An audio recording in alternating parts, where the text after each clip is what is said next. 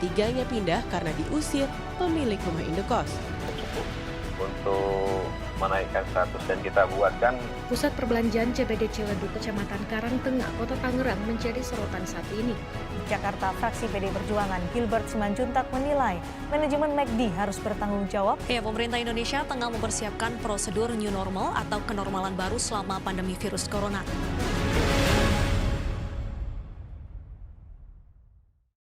Terima kasih Bapak Ibu Guru atas kesediaannya untuk menyukseskan acara Hari Pancasila.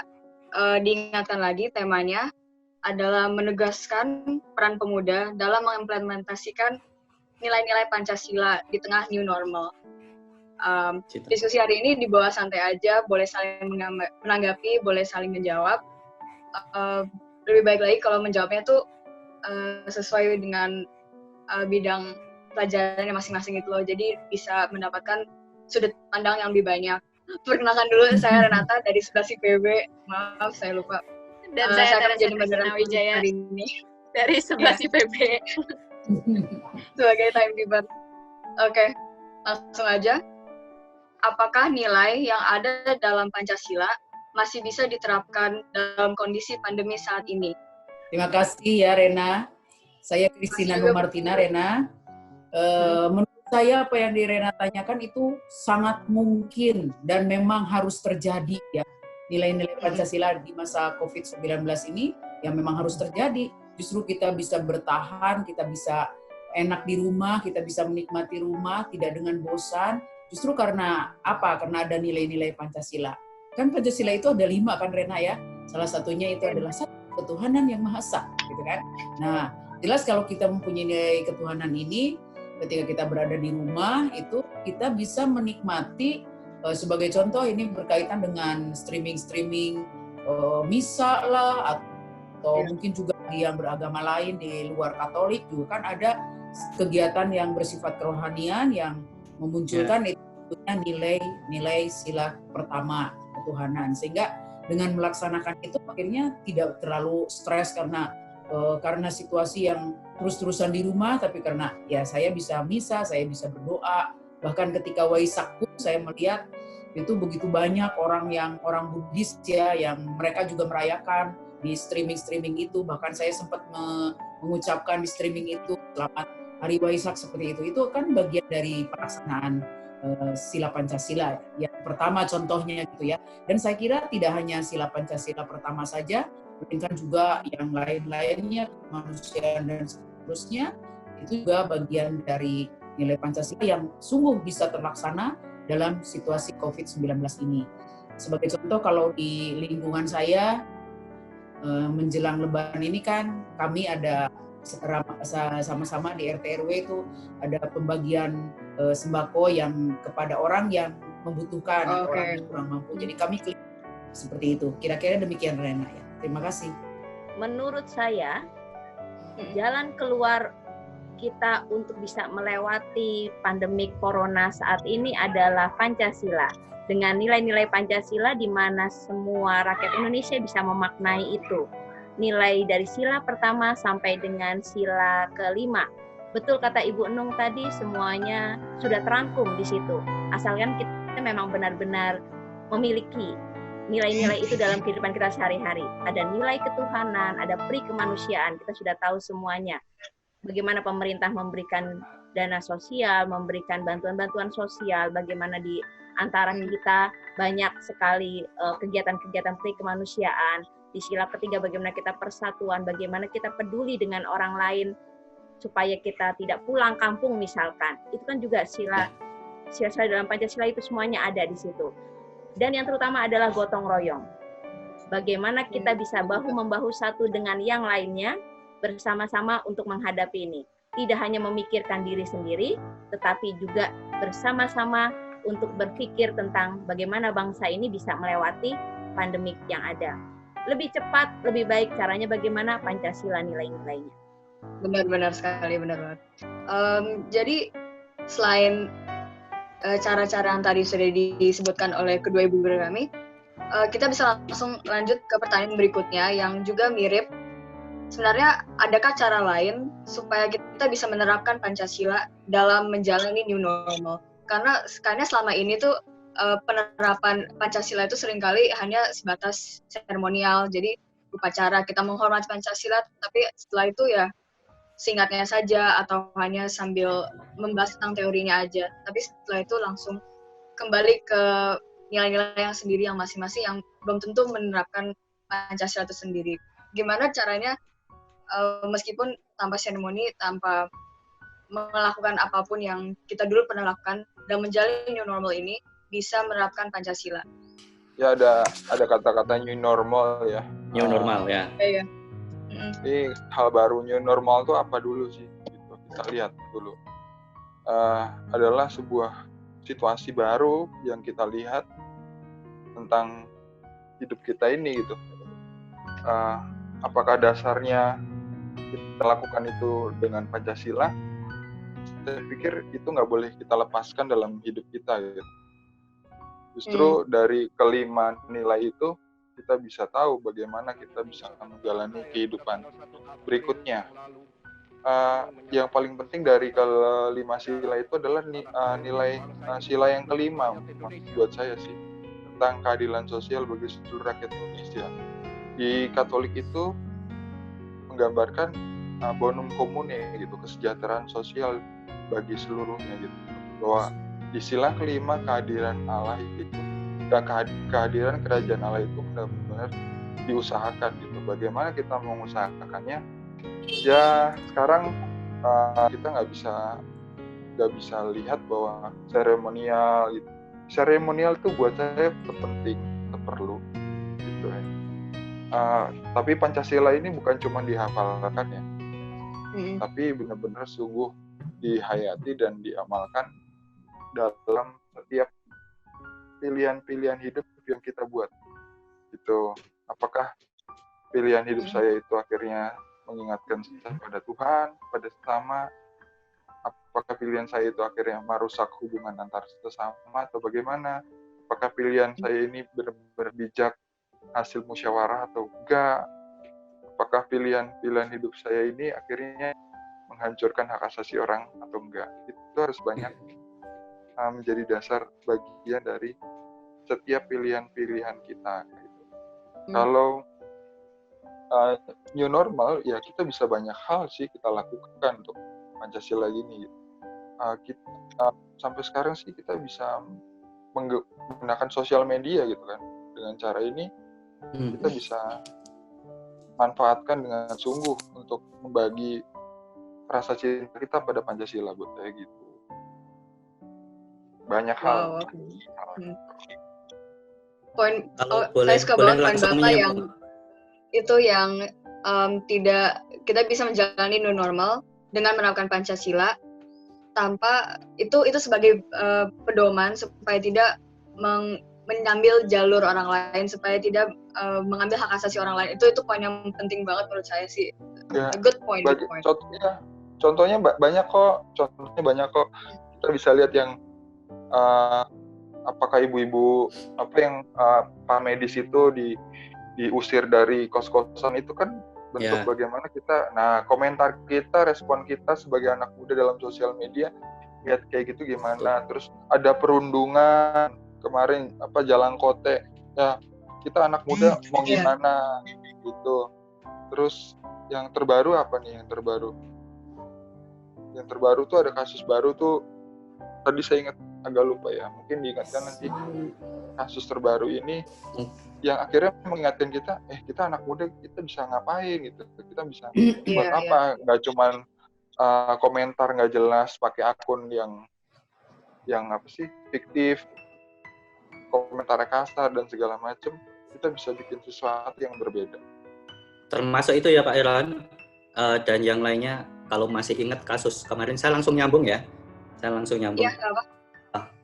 Termasuk yang Pak Eron contohkan tadi, belum lama kita disuguhi ada kasus anak dari Bandung yang iseng buat cara prank di media sosial untuk kepentingannya membagi sampah gitu kan ya, dalam bentuk bantuan di tengah PSBB, di tengah bulan puasa gitu. Nah, saya rasa itu salah satu yang kita pertanyakan bersama, apakah sampai segitunya, ya sampai segitukah demi untuk menciptakan eksistensi diri, tetapi dia menggadaikan bahkan mengorbankan hak HAM itu tadi, asas kemanusiaan bagi sesama tadi, demi sebuah hiburan. Yang lucunya lagi, ada juga dari sebagian penikmat hasil dari ekspresi dalam bentuk video YouTube tersebut, itu mungkin juga malah ikut tertawa, iseng dan segala macam, bahkan wah itu kocak, itu seru. Nah, ini kan bisa kita pertanyakan sama-sama gitu. Apakah situasi saat ini justru malah semakin menggerakkan anak muda untuk memanfaatkan media, tetapi untuk kepentingan bukan ekspresi ya, tetapi eksistensi diri. Karena kan sekarang baru rame ya, jujur saja sekarang media sosial dalam bentuk apapun itu sedang ramai, dan itu salah satu sekarang alat mencari informasi, komunikasi di tengah pandemi, memiliki jarak untuk bertemu secara fisik, tetapi itu saya rasa juga menjadi tantangan, justru juga semakin menunjukkan gitu bahwa selama ini media massa itu digunakan sejauh apa, sebijak apa. Apalagi kalau kita menyambung pembicaraan kita dari Anda ini ingin tahu pandangan dari kami bahwa bagaimana harusnya anak muda tetap berpancasila di tengah kondisi baru ini di mana kita harus beradaptasi gitu. Justru pertanyaannya kan, apakah teori, pemahaman, materi tentang Pancasila yang selama ini Anda dapat, mulai dari SD mungkin, SMP, bahkan mungkin sampai SMA di posisi Anda sekarang, atau bahkan di perguruan tinggi gitu, itu menjadi satu dasar kuat untuk berpikir sebagai anak bangsa gitu. Maksud saya gini, apakah itu nilai-nilai itu hanya sebuah rumusan teori belaka, atau memang dimaknai betul selama kita hidup, selama Anda semua hidup gitu. Ini kalau misalkan itu menjadi dasar untuk melandasi semua sikap dan aktivitas kita ataupun perilaku kita di tengah kondisi pandemi seperti ini, harusnya malah justru anak muda yang banyak bergerak gitu, bukan kelompok-kelompok tua lagi gitu. Justru harapan saya ketika banyak melihat media, harusnya yang banyak memberi solusi harusnya kelompok-kelompok muda gitu, bukan malah yang banyak menambah persoalan dengan kreativitasnya yang larinya ke kreativitas yang hanya untuk menciptakan eksistensi diri gitu, demi eksistensi diri. Jadi diimani atau tidak, justru kata kuncinya adalah kalau kalau Pak Eron tadi dengan perspektif teologi sosialnya kalau nggak salah ya Pak Eron ya, terus Bunung juga tadi sempat menyinggung dengan kita tetap di rumah, kita tetap bisa menjalankan ibadah kita walaupun melalui streaming misalkan seperti itu. Kenapa kita tetap melakukan itu? Atau dengan tetap sungguh-sungguh banyak masyarakat kita tetap melakukan itu karena mengimani kan? Coba kalau Pancasila itu juga diimani. Saya rasa itu menjadi cara berpikir bersama yang baik. Kata kuncinya tadi kan gotong royong. Gotong royong itu kata sederhana tetapi memang sangat sulit dipahami ya. Pancasila itu kalau diremas sila 1 sampai ke 5 itu intinya gotong royong sebenarnya. Intinya gotong royong. Nah, jadi menurut saya itu sih, saya menyambung dari Pak Eron karena tadi menyinggung soal gagasan HAM kemanusiaan. Saya rasa itu, dan media juga harus bisa memanusiakan, jangan malah membuli gitu ya, atau membuat perundungan, bahkan tidak memberi penghargaan para petugas gitu kan ya yang sedang bekerja. Kita mereka bekerja gitu. Bahkan lihat di pusat-pusat perbelanjaan, awal-awal PSBB ataupun kasus-kasus pandemi ini masuk ke Indonesia, hanya gara-gara media di luar negeri itu sudah muncul banyak kita tonton, kemudian kita ikut gegabah gitu, ikut kaget, belanja tidak karuan, sampai-sampai tidak memperhatikan orang yang lain butuh beras atau tidak, butuh sembako atau tidak, yang penting saya dan keluarga saya dulu. Ini justru pertanyaan, apakah itu warga negara Indonesia yang digambarkan, dideskripsikan gitu loh, sesuai Pancasila. Menurut saya itu sih. Sebenarnya dari masa sekarang yang pandemi yang semua orang, menurut saya ya, kehidupan asli mereka sudah harus ditunda dulu karena posisi sekarang kita tidak boleh keluar dari rumah dan harus tetap di rumah, sehingga dunia yang kita punya sekarang itu dunia yang ada di layar HP, ada yang di layar laptop, sehingga mungkin sekarang kita bisa melihat seberapa dewasanya masyarakat Indonesia sebenarnya dalam penggunaan media sosial. Karena benar sekali kata Pak Oki, banyak banget isu-isu dan banyak banget skandal rumor yang muncul hanya karena mungkin kebosanan dan anak muda yang mencari identitasnya melalui internet, sehingga banyak ada yang salah arah, yang akhirnya mereka juga melupakan ideologi dasar Pancasila yang harusnya menjadi dasar mereka bertindak atas nama Indonesia juga sebenarnya ya. Apalagi kalau di media sosial identitas mereka tidak terlihat, jadi mungkin mereka bisa merasa lebih berani untuk bertindak tanpa tanggung jawab yang benar. Untuk menyambung dengan itu, bagaimana Pancasila sebagai ideologi bisa mengatasi dampak tersebut, apalagi di era disrupsi. Pancasila sebagai ideologi itu sangat memungkinkan dan sangat mampu untuk mengatasi berbagai permasalahan, dan itu sejarah sudah membuktikan, saya kira ya. Sejarah yang sangat panjang, tentunya Pak Oki itu dan Bu Monik sangat mengerti tentang hal ini. Dan kita tahu, belajar dari sejarah bagaimana bangsa Indonesia ini berjuang, bagaimana bangsa Indonesia ini masih tetap ada hingga sekarang, yang sudah hampir 75 tahun kita berada merdeka. Itu karena apa? Karena Pancasila. Dan kesaktian Pancasila inilah yang membuat kita masih terus ada, bertahan. Dan saya kira dalam situasi seperti ini sekarang, anak-anak muda itu juga mampu untuk menegakkan nilai-nilai Pancasila. Kuncinya adalah tidak egois. Tadi yang Pak Oki sudah katakan, kuncinya adalah gotong royongan dan tidak egois, tidak hanya memikirkan diri sendiri. Pokoknya saya ingin keluar, saya ingin ini, saya. Hanya memikirkan diri sendiri. Nah, dan yang kedua, kunci yang kedua itu adalah kedisiplinan, saya kira ya.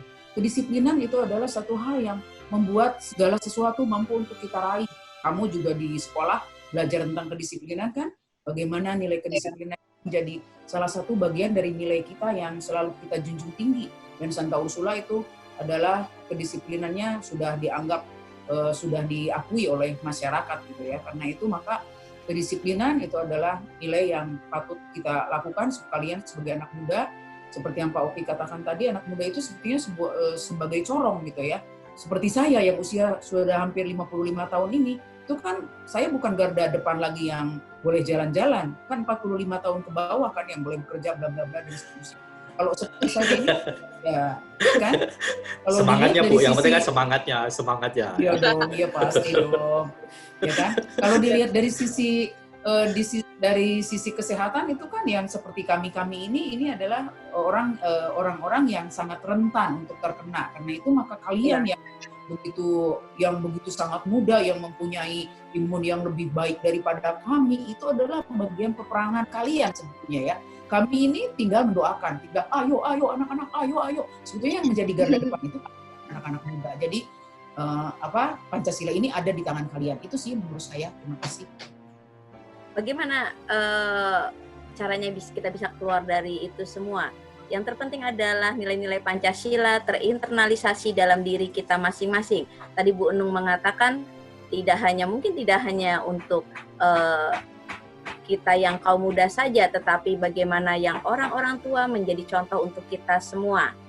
Tapi memang kan kalau kita lihat jumlah penduduk Indonesia memang lebih banyak anak-anak muda, maka mereka lah yang seharusnya menjadi motor untuk bisa menjadi penerus bangsa Indonesia yang benar-benar memiliki nilai-nilai Pancasila. Tetapi memang sayangnya yang membuat saya terenyuh gitu. Kalau saya prihatin ketika saya melihat televisi, media, elektronik lainnya, justru nilai-nilai Pancasila itu sudah tergeser dengan nilai-nilai lain yang mungkin mereka menganggapnya, kita menganggapnya itu lebih baik, lebih instan, lebih menyenangkan begitu. Padahal kalau kita kembali lagi kepada nilai-nilai Pancasila, seperti tadi yang pertama saya katakan, itu semua solusinya. Mau zamannya seperti apapun, Pancasila akan selalu tetap ada seharusnya. Mungkin juga bisa Oke, kalau ditambahkan sekarang juga dari banyak saya, banget perang ideologi itu, jadi banyak yang sudah mengambil ideologi lain sehingga merupakan ideologi pribadi bangsanya sendiri. Bangsat, Pak Iron silakan. era disrupsi itu kan era perubahan yang semakin cepat ya. Ya. Tapi ya itu kan pasti ada kita kayak ibaratnya sebuah perahu lah gitu, terombang-ambing dan gak jelas tentu arahnya kemana. Nah, Pancasila itu harus kita jadikan sebagai jangkar dan kompas kemana kita mau berada gitu. Ya, jangkar dan kompas supaya kalau kita terombang-ambing ya kita tetap tahu arah kita mau kemana dan kita akan kembali ke tempat di mana kita berada. Nah, bagaimana anak-anak muda ya buat saya sih gini, anak-anak muda itu harus kreatif, harus kritis untuk ngeliat berita dan segala macam, harus tanggung jawab juga apa yang udah dibuat gitu. Yeah. Kritis tuh ngeliat berita gitu. Kalau kita ngeliat berita di mana-mana gitu ya, kita jangan akhirnya kebawa berita jadi menjadi takut gitu ya. COVID udah 22.000, gimana sih nih orang-orang gitu. Enggak, kita harus kritis gitu. Kita ngelihat dari berbagai sudut pandang gitu. Contoh tentang COVID ini kita bisa lihat juga cara, ternyata ada teori konspirasi yang lain nih tentang COVID dari Jerings. Kita belajar, kita lihat dari sisi itu gitu. Supaya apa? Pengetahuan kita lebih kaya. Nah, masalahnya anak-anak muda sekarang sepertinya tahu segala macam, tapi ternyata enggak loh. Kita tersegmented oleh apa yang kita punya gitu loh. Nah, contoh ya, kalau kamu pakai YouTube atau macam-macam itu, kamu nggak akan pernah tahu channel yang lain. Yang kalau misalkan kamu buka beranda atau apa yang disugestikan ke kamu itu adalah channel-channel yang biasa kamu buka gitu. Kamu nggak akan pernah lihat channel yang lain di luar dari itu gitu. Artinya apa? Kita nggak cukup kritis untuk melihat bahwa ternyata kita masuk di dalam circle of communication itu gitu. Lingkaran pengetahuan yang kita nggak tahu, ternyata di luar situ masih ada lebih banyak lagi gitu. Nah, harus perluas kritis, perluas pengetahuan, kreatif. Anak-anak muda tuh kreatif gitu. Buat saya kita semua berjalan, mau tua mau muda, kita harus ngelakuin segalanya gitu ya. Kita semua punya tanggung jawab sama Pancasila gitu. Ya, porsinya masing-masing gitu. Kalau anak muda porsinya begini, kalau orang tua porsinya bagaimana tentang pemikiran, membagi rasa cintanya itu dan memberikan bimbingan kepada anak muda. Tapi anak muda akhirnya sekarang yang lebih banyak bergerak untuk menjelaskan bahwa bagaimana Pancasila itu ternyata juga dipakai oleh negara-negara lain untuk melihat bagaimana mereka harus ngambil keputusan. Pancasila ini bagus loh buat negara-negara lain. Kalau saya lihat di YouTube dan itu reaksi-reaksi, bukan YouTube ya, YouTube, jurnal-jurnal bacaan dari luar negeri, itu melihat Pancasila itu justru nilai yang sangat bagus untuk di era gitu ya? sekarang. Bukan hanya unik, tapi sangat fundamental untuk era sekarang dipakai. Gitu. Karena ya luar biasa, itu bisa nyatuin seluruh berbagai macam perbedaan yang ada di Indonesia ini gitu. Itu buat saya, jadi anak muda kayak kita gini harus kreatif, cari jalan keluar, jangan stuck. Iya, saya rasa Pancasila bisa menjadi jawaban untuk mereka, apalagi sebagai tolak ukur gitu loh, dari tindakan yang personal sampai tindakan yang dalam bermasyarakat. Sepertinya Pancasila harus bisa menjadi tolak ukur. Juga selain itu sebagai pemersatu juga, khususnya dengan Indonesia yang budayanya banyak dan tentunya masing-masing budaya punya nilai dan norma yang perlu dijunjung, tapi tidak bisa saling menyikut dalam banyaknya budaya di Indonesia. Jadi Pancasila harus banget dijadikan tolak ukurnya dan menjadi sebuah payung untuk menutupi semua perbedaan, tapi juga saling menguatkan. kita langsung ke pertanyaan terakhir aja ya, karena mengingat waktu kita. Apakah ada tantangan dalam penerapan Pancasila di era new normal? Bisa dijawab sesuai dengan bidang tiap guru. Dari agama nih ya. Ya. Untuk ketua dari Maesa nih, ketua dari Maesa. Sekarang jujur deh, nih jujur, anak-anak muda sekarang siapa? Udah berapa banyak yang mulai ateis, mulai agnostik, mulai nggak percaya sama Tuhan? Kayaknya udah banyak. Nah, itu dulu hal-hal itu salah satu cara negara lain untuk ngancurin Pancasila, ngancurin Indonesia lewat memberikan pemikiran-pemikiran yang sangat rasional, tetapi mereka mencoba mencabut kamu dari keimanan gitu. Dan ketika kamu dijali macam-macam isu-isu tentang Vatikan lah, tentang negara Islam lah atau macam-macam, kamu jadi bingung gitu. Karena kebencian ya, kamu nggak punya, larinya kebencian juga ya Pak Iron ya. Ya radikalisme, terus akhirnya ateisme, itu dulu sih. Aku ngerasanya begitu ke anak-anak sekarang. Baik, mungkin saya langsung nyambung ya. Sebenarnya tantangannya salah satu yang mendasar, 5 sila itu semuanya mendasar. Tetapi salah satu yang mendasar tadi sudah dibilang oleh Pak Evan, bahwa dasar dari semuanya itu adalah bagaimana kita mencoba meyakini hakikat hidup kita dari siapa yang menciptakan kita. Ketika kita yakin akan hakikat kita hidup dan ada yang menciptakan, kita akan menghargai hakikat-hakikat hidup yang lain, manusia yang lain, lingkungan hidup yang lain di luar manusia. Itu pasti sila kedua, sila ketiga, sila keempat, sila kelima tidak akan menjadi persoalan. Tapi kenapa sampai saat ini menjadi persoalan? Karena sila pertama dan sila kedua itu masih menjadi sangat persoalan yang mendasar. Ketika itu tidak selesai, jangan harap persatuan, kita bisa hidup kolektif, menghargai keberagaman, dan menghasilkan sila keempat, wakil-wakil rakyat dari generasi ke generasi yang bijaksana. Yang Reina bilang tadi, menyimpulkan diskusi di pertanyaan sebelumnya, itu sebenarnya kan di tengah new normal kita harus bisa berbijaksana. Pancasila harusnya menuntun kita kepada kebijaksanaan itu. Jangan harap kita akan menemukan kebijaksanaan yang dibawa oleh orang-orang dari generasi ke generasi. Ketika sila pertama, kedua persoalan, sila ketiga tadi saya bilang, sila keempat ya, apalagi menciptakan keadilan. Yang Pak Eron di awal tadi bilang, adil, kita bersikap adil untuk sesama kita. Jauh itu dari harapan. Pasti jauh dari harapan. Nah, jadi kalau ditanya, bagaimana tantangannya? Apalagi di tengah new normal. Jangankan sebelum pandemi ini, sebelum pandemi, Pancasila, ideologi kita ini masih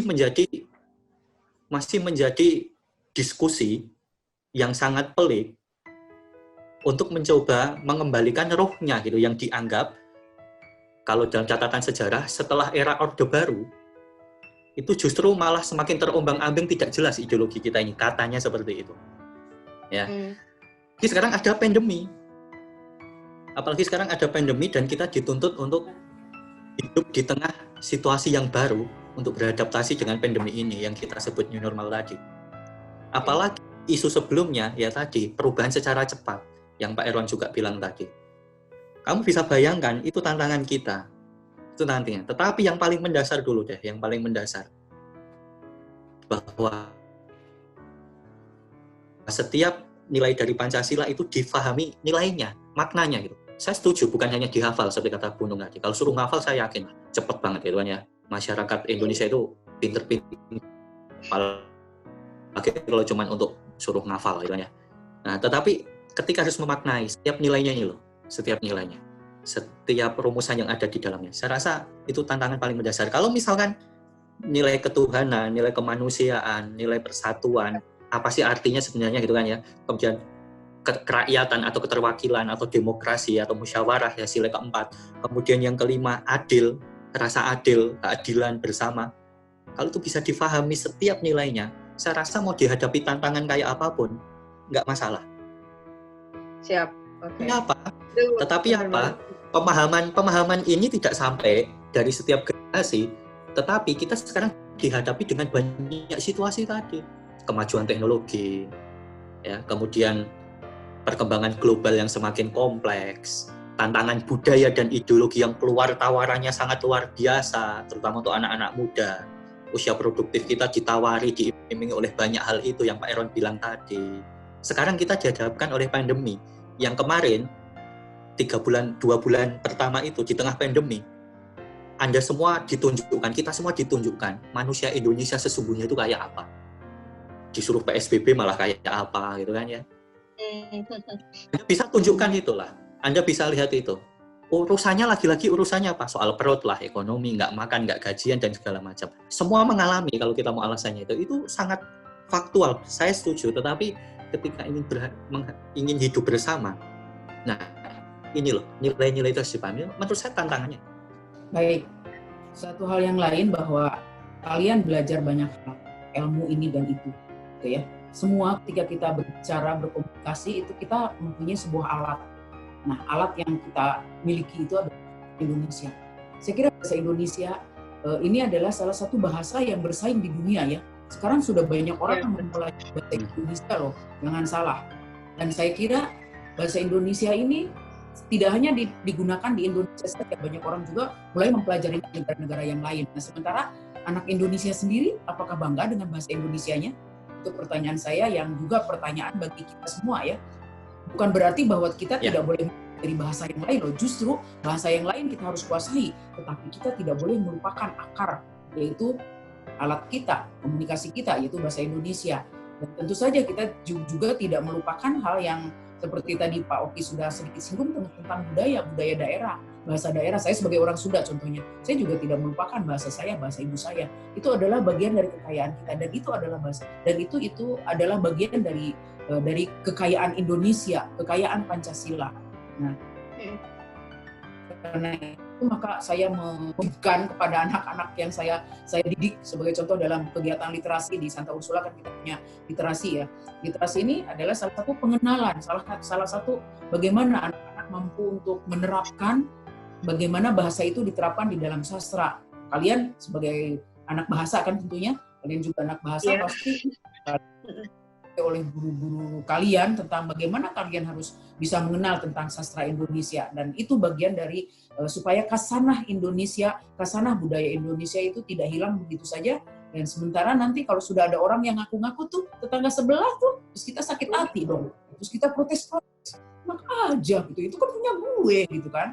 Nah itu adalah hendaknya mengingat hal itu sehingga kita tidak menyesal ketika ada orang lain yang mengaku-ngaku ini adalah budaya mereka, padahal ini adalah milik kita. Cintailah apa yang kita miliki, salah satunya adalah bahasa kita. Itu dari saya.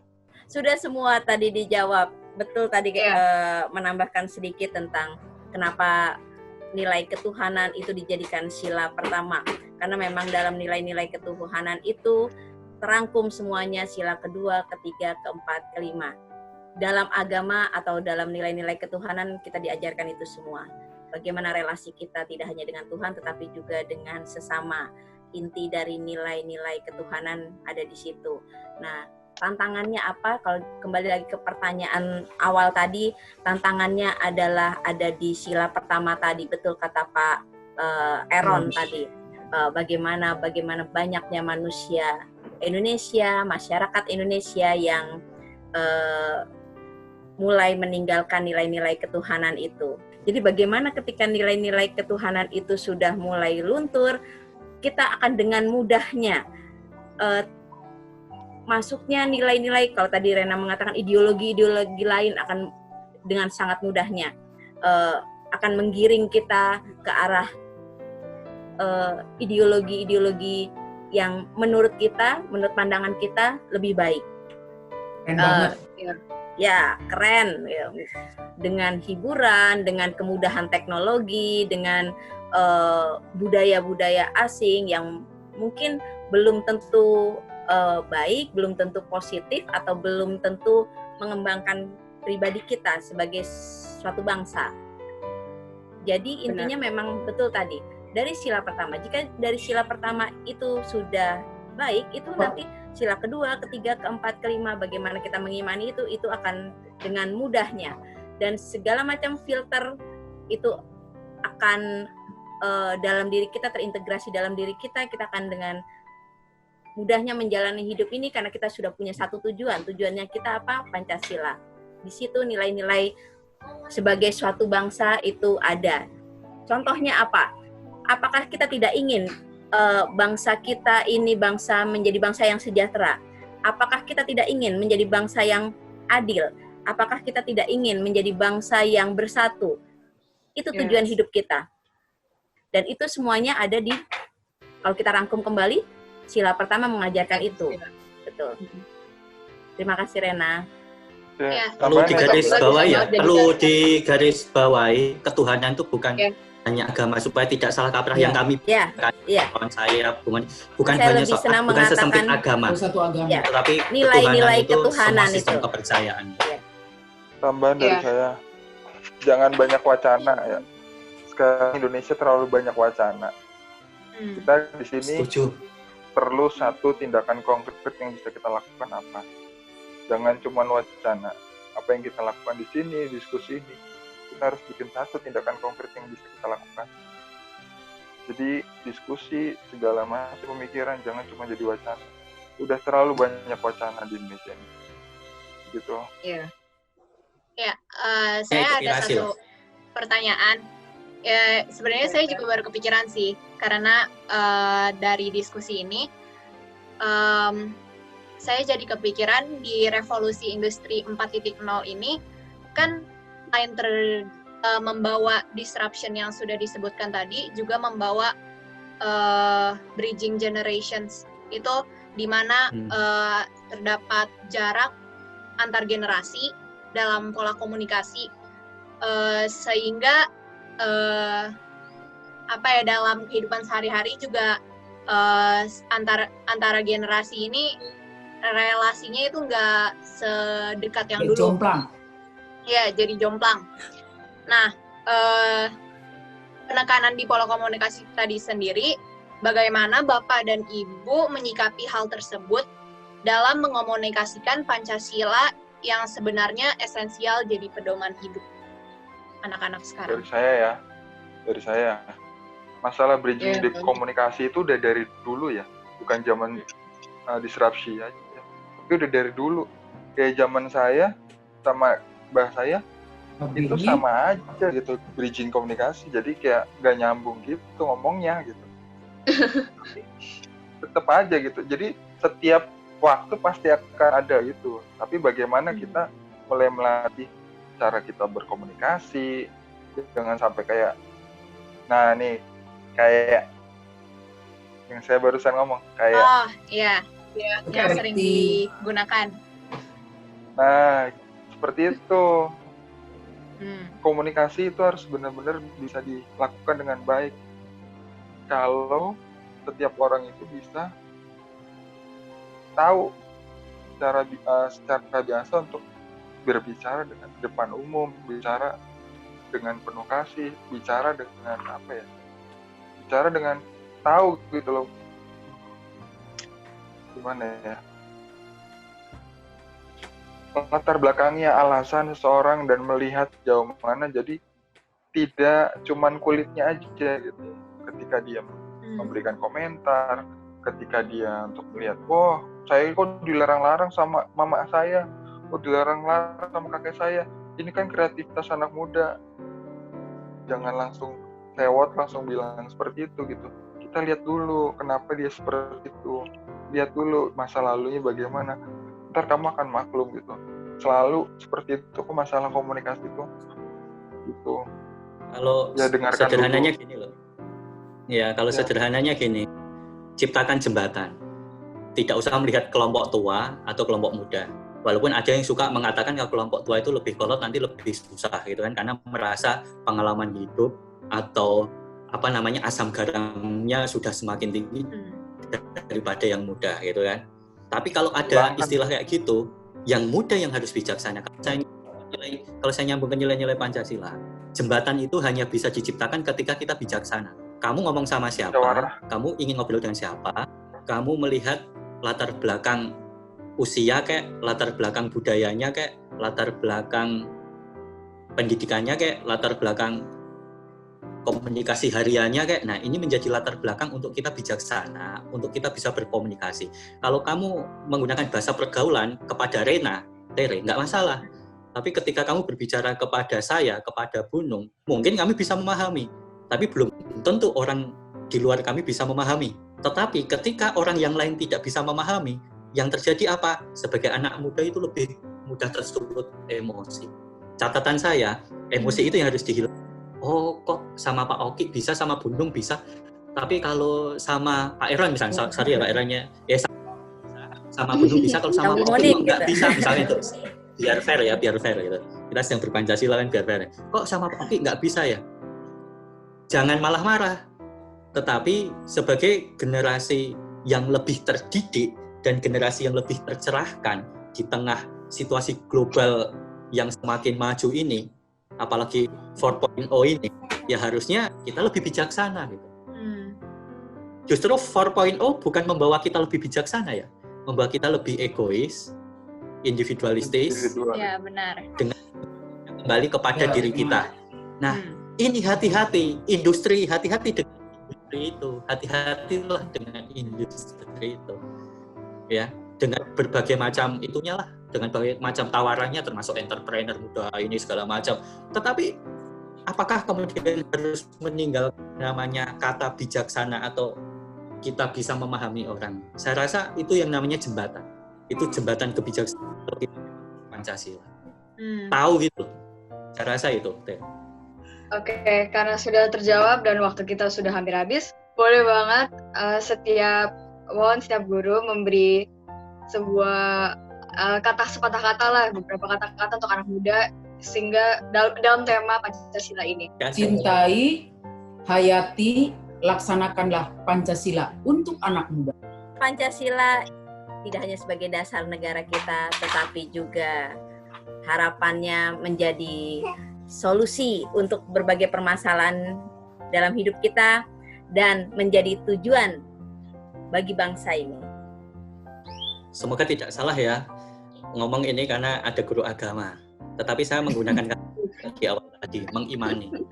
Kalau kamu memang yakin Pancasila itu milik Anda yakin Pancasila itu milik kita atau dasar yang benar, harusnya kita imani. Sama seperti saya mungkin, atau Tere, ataupun Rena meyakini sesuatu. Ketika meyakini sesuatu, kita lakukan itu dengan sekuat tenaga. Sungguh-sungguh. Tapi kita akan perbaiki itu sekuat tenaga. Itu iman menurut saya. Jadi kalau Pancasila pengen baik dan ada generasi muda juga ingin memahami Pancasila, pertama adalah jadikan Pancasila itu konkret. Jadi kita harusnya juga konkret dalam perwujudannya. Jangan cuma wacana. Karena Pancasila itu konkret, bukan wacana. Jadi perlakuannya juga harus konkret. Oke. Wah, ternyata sudah selesai juga kita diskusi hari ini. Terima kasih Bapak Ibu Guru yang sudah bergabung dan juga tim OSIS yang sudah menyiapkan semua ini. Terima kasih sudah bergabung. Terima kasih atas semua diskusi kami hari ini. Terima kasih semuanya. Terima kasih. Selamat menjalankan selanjutnya. Oke. Tetap di rumah. Ya, salam Pancasila. Sehat. Tetap salam aman. Pancasila. Salam Pancasila. Salam Pancasila. Salam Pancasila. Salam Pancasila. Salam Pancasila. Oke, mari kita akhiri.